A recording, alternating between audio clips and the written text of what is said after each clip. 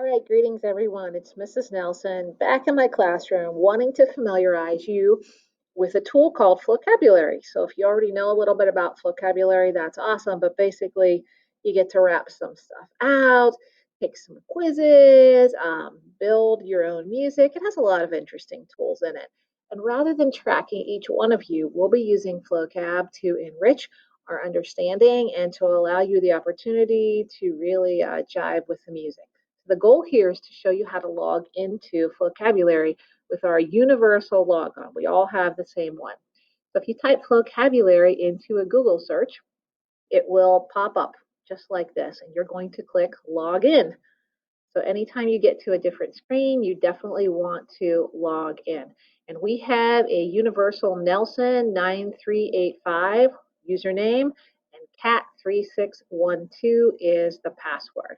So what I'm going to ask you to do is paste those in, cat3612, and you hit log in, and you'll notice you have arrived at Flocabulary. And over on this side may be some assignments that I've posted for you to watch. And we'll explore more in depth face-to-face, online face-to-face, what I want you to do with those particular assignments. But at this point, I just want you to make sure you can log in and you can click around here and have a good time with that.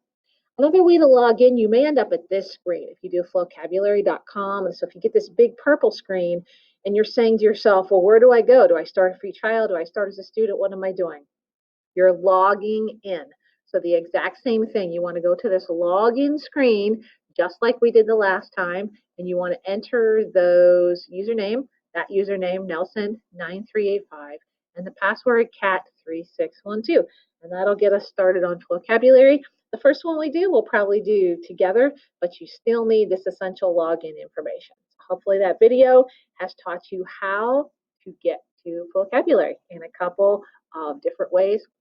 Username, password on the screen.